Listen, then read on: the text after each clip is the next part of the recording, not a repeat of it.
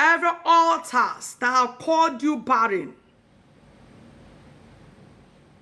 altars that spiritually padlock your womb, I command them to lay kapaya. Let them roast by fire. The Lord have assured us there will be no barren in our midst.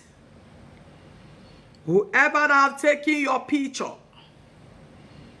whoever have taken your wedding picture, whoever have mentioned your name,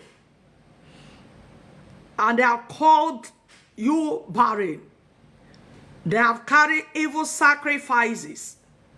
They have carried evil sacrifices. They have carried evil sacrifices. Ele kapale ke shetoriaba. Ele kapale ene kapaya.